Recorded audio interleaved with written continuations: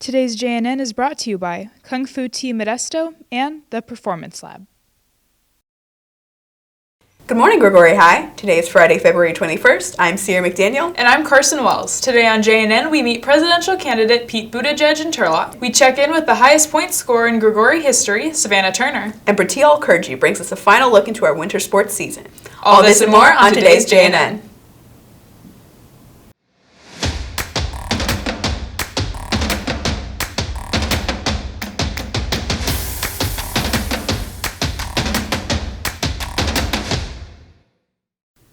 CSF and Academic Block G applications are now available in the SBO and are due Monday, March 2nd. CSF forms should be turned in with $5 and Block G applications should be turned in with the appropriate signatures. Any questions? See Mrs. Damus in room N214. Seniors, please notify Mrs. Kuykendall of all scholarship offers as soon as possible so that you can be recognized at Senior Scholarship Night on May 18th. Send her an email or see her in the Career Center. Last Friday, Bertil Kurji and I headed to Turlock to attend a Democratic fundraiser. Our mission was to score an interview with guest speaker, presidential candidate Pete Buttigieg. Let's see how it went. It's presidential campaign season, and with an incumbent Republican president in office, a large field of Democrats is vying for the Democratic nomination. As of Friday night, those Democrats are Bernie Sanders, Joe Biden, Elizabeth Warren, Michael Bloomberg, Pete Buttigieg, Amy Klobuchar, Tom Steyer, and Tulsi Gabbard. One of these candidates spoke at a local Democratic fundraiser in Turlock last Friday night, and we were there to cover it. We arrived an hour prior to the start of the event in order to get a feel for the layout as well as figure out what the plan was. Government students from Turlock and Pittman High volunteered to host arriving guests, while student reporters from Enox and Gregory High were there to cover it for student media. With Mayor Buttigieg set to speak at 8:30, they've set up a plan to help the student helpers as well as us have a chance to meet him. But more on that later. With approximately 2 hours of event time before Mayor Pete was to arrive, we kept ourselves busy interviewing local politicians. He has my full support. That's why I'm here, and I think he's going to be the best person to go toe-to-toe with Trump at the debate, and I think he's going to win. Yeah. And our advisor told us that you were going to put in a good word for us to hopefully interview him. I will speak to the one running the show, but yes. Okay, and what do you think our odds are? Very slim. This is a fundraiser for local Democratic candidates. How will these funds help your campaign? Yeah, so these funds won't help my campaign in particular, besides the fact that they'll be helped registering folks to vote and making sure that people understand that there's an election coming up in just another couple weeks on March 3rd. And so making sure that we're getting everybody that information ensures that folks can go out and actually have their voice be heard. Okay, great. And final question, our end goal is to interview Mayor Buttigieg. Yeah. What do you think our chances are? Well, if there's anything I can do about it, 100%. We'll see. It's not up to me, but hopefully you can at least grab his comments when he's here in a couple hours. We ran out of politicians to interview, so we started talking to reporters. The end goal here is to hopefully interview Mayor Pete Buttigieg. What do you think our chances are of actually getting an interview with him? I'm going to say probably 0. I don't know. I hope you do. I am proud to present Mayor Pete Buttigieg.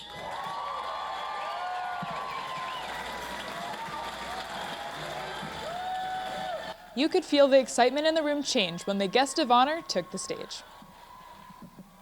I believe we have to look to the future, and I believe we need to call everybody into this effort. It's why I find that we are able at a moment like this to grow our support, as long as people can see where they fit. Now, if your only choice is between a revolution or the status quo, maybe it doesn't feel like you know where you belong. But I am seeing a powerful American majority shaping up of Democrats and independents, and I'm even meeting a lot of what I like to call future former Republicans who are ready to make a change because they can't look their kids in the eye either and explain this president to them. Near the end of Mayor Pete's speech, it was time to put our plan into place. We made our way out front, around the side of the building, turned around the corner of the back side of the building, and into the rear staging area we went.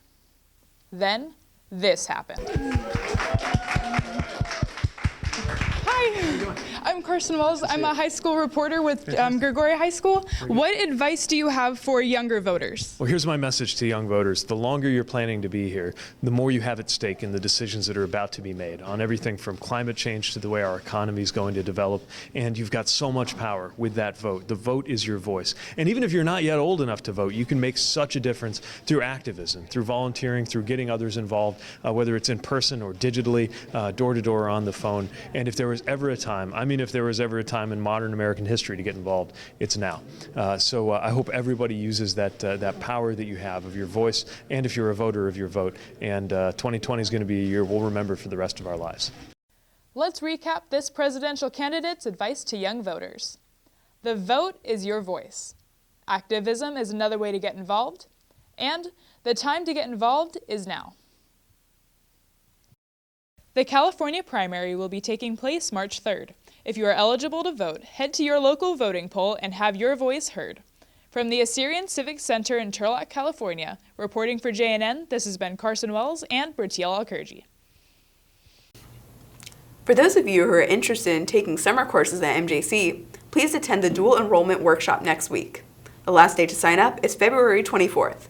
See Miss Ovalle in the Career Center to sign up. Also, if any of you are currently enrolled in spring courses, please see Miss Ovalle. Interested in helping with the adapted spring baseball team Miracle League? Registration can be done at miracleleaguemodesto.com until March 13th.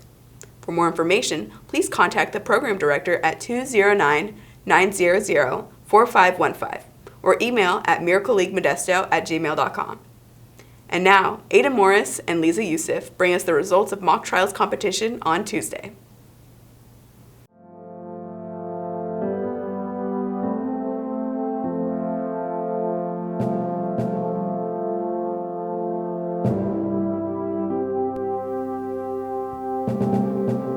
After facing off against teams throughout Stanislaus County, Gregori's mock trial team competed against Turlock Tuesday night for the county championship.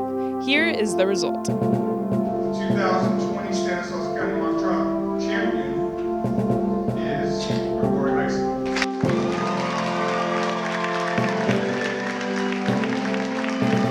Individual awards were also presented to Kamran Afrashadeh, Aaron Gill, Shannon Paulson, Evelyn Fallon, and Caitlin Goss. The mock trial team will advance to the state finals in Los Angeles. Congratulations to Mr. Moreno and the entire mock trial team. Congratulations to the cast of Great Gatsby. Make sure to attend the drama department's rendition of the classic both April 24th and 25th at 6:30 p.m. Mrs. Maxson encourages all to join the party and dress in your best Gatsby attire. Interested in a career in performing arts? Ballot for theater stagecraft and technical theater and learn lighting tech, sound tech, stage management, costumes, properties and set design, and construction. See Mrs. Maxson for more information. Dance Productions auditions for next year's class will take place March 13th at 2 in the dance room. See Mrs. Perrone for any questions. And now, Bertiel Alkurji brings us another installment of the Winter Sports Box. What's up, Jags? I'm Bertiel Alkurji, coming at you from right here in the Winter Sports Box. Let's start off this morning with girls basketball. The ladies' last league game was Wednesday the 12th against Enox. Jags finished the regular season by defeating the Eagles 61-45, finishing the season with a 7-3 record. They finished their full season with a 54-35 loss in the first round of playoffs against Bear Creek. Senior Savannah Turner achieved a memorable milestone this season. I decided to look into it. Here's the story. When Savannah Turner learned that she has scored 1,000 points in her high school career, she decided to keep that information to herself. I would have liked to have known in advance, kind of give her a little bit of a celebration and stop the game on that kind of a note, but she's so humble. She's not going to let me know. The only reason I knew was her dad told me at the end of the night. This is my 4th year on varsity. I started as a freshman. I was lucky to have Coach Reese bring me up. It is 1,000, but you score the same amount each year. I was fortunate to play a lot freshman year and throughout all the years. Savannah came in as a special player. We knew out the get-go that she was shooting all the time. She would come in and she'd want to be in the gym longer than anybody. She would stay after practice. Her skill level was up there. She had a huge love for the game. I started in 2nd grade, so I was 8 years old. I started playing travel ball since 2nd grade with the boys until 8th grade. I switched to girls. It's a huge difference between boys and girls. Freshman year, I looked up to the seniors and juniors, upperclassmen, and I valued everything they told me. And then now I get to be able to bring the leadership down to the younger kids. She's turned into the leading scorer in the league. She's a little bit more vocal, where she was super quiet the last 3 years, so that's been fun to watch. All the girls look at her like, a role model, and, she steps up, and everybody else kind of steps their game up too, which is good to have.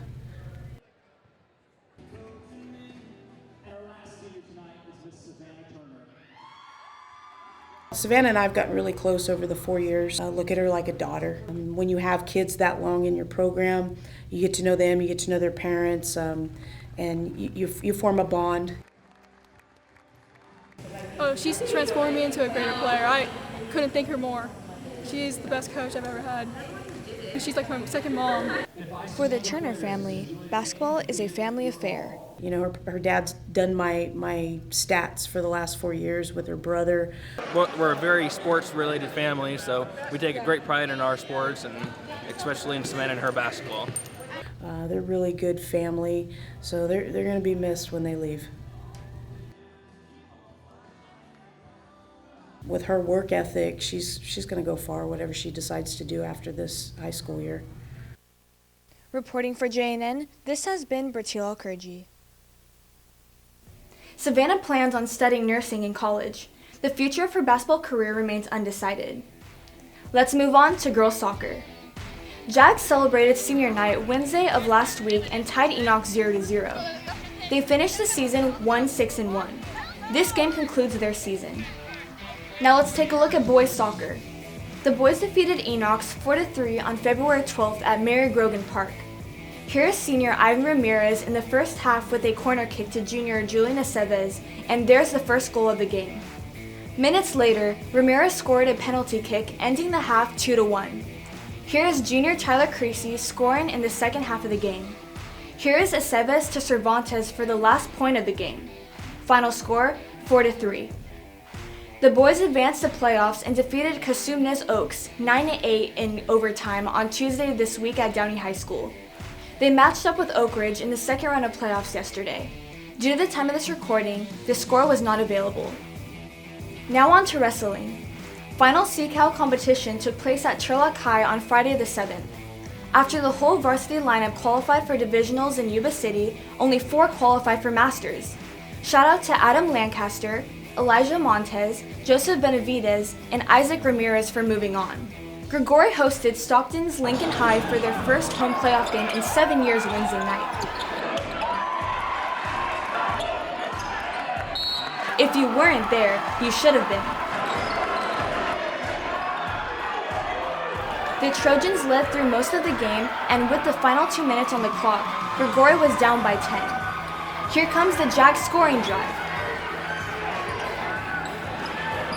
Kyle Monk for 3. Julian Brown for a score and a foul. 3-point play.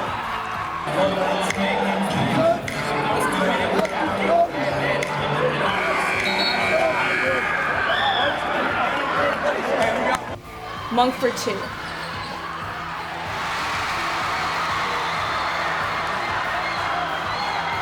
Brown steals the ball. Monk for 2 more.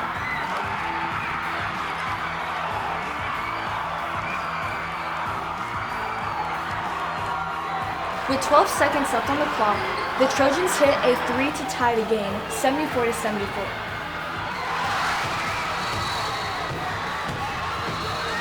And here it is once again, with 2 seconds left on the clock.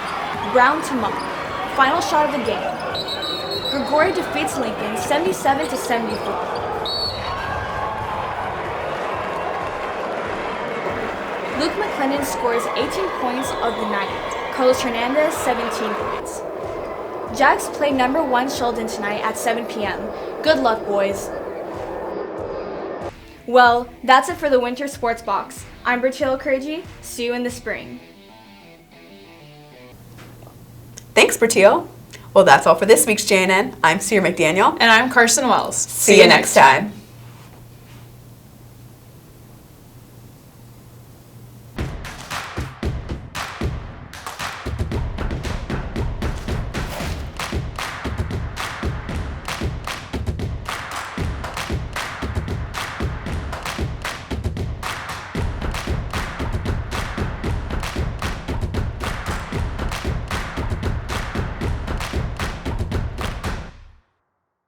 JNN would like to thank Kung Fu Tea Modesto and the Performance Lab for supporting Grigori High School journalism.